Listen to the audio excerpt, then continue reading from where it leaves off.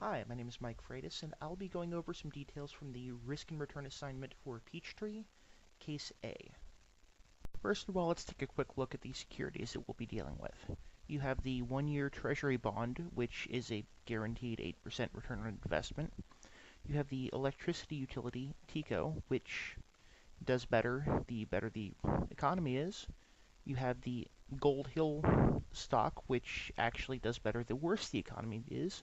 And then you have the S&P 500 fund, which is drawn from a sample of the S&P 500 companies and is also tied directly to the state of the economy. And I've highlighted the situations in which the security returns a negative return on their investment in red, and then increasingly darker green depending on how well the security performs.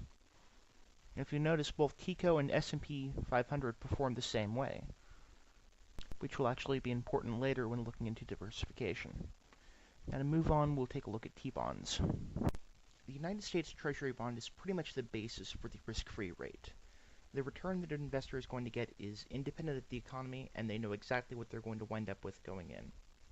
There's next to no risk involved, and the only one that really I can think of would be inflation, and even that's considered when anticipating one's return. Short of the collapse of the American government, the investor knows they're going to get that 8% return on their treasury bond. Now this allows investors to convert part of a portfolio into a treasury bond to drive down the risk of the portfolio as a whole.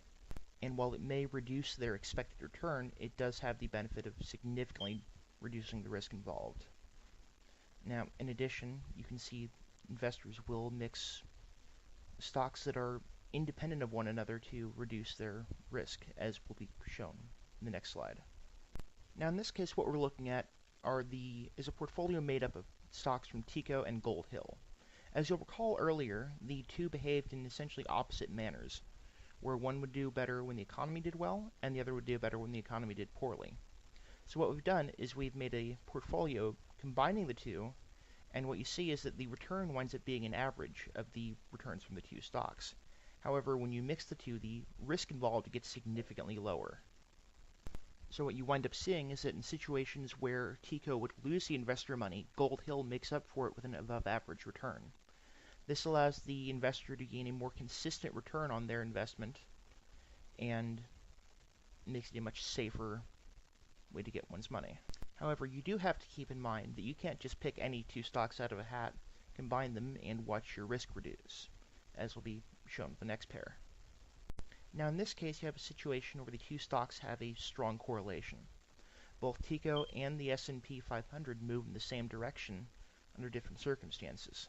So when you combine the two, you don't really see any reduction in variation. Instead, you see a steady decline as you put more TECO stock in, since you're moving closer to that standard deviation. And the return winds up being the weighted average of the two. So what you're seeing are the benefits of diversification, where a stockholder can take multiple unrelated securities, combine them into a single portfolio, and reduce the overall amount of risk they're facing. And naturally, you can't completely eliminate the risk you'd face. Otherwise, everyone would do the same thing, make their money, and the economy would collapse. It's just not practical.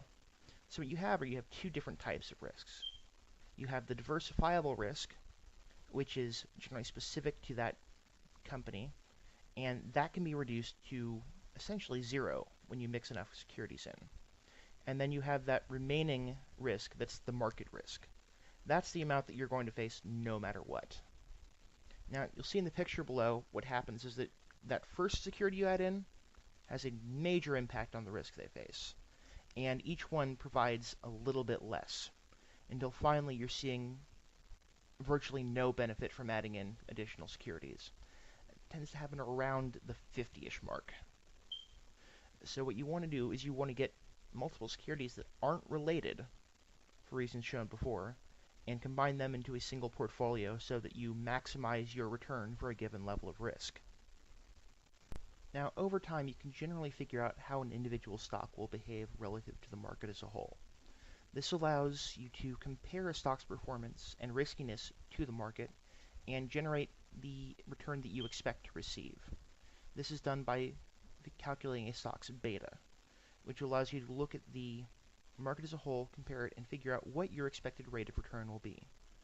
Now, the blue line represents the security market line, that line that shows what sort of return you should expect at a given beta. Now, when you look at TECO's expected return, you'll notice that it's above the security market line, which means that you're expecting it to outperform the market. So it's probably a good investment. Now, at this point, the question becomes, do you know better than Wall Street? Well, if your predictions are correct, then yes, you do. And that factors into how we view the stock market as a whole, which has to do with the efficient market hypothesis. So what you have is three forms of the efficient market hypothesis, depending on how efficient you believe the market to be.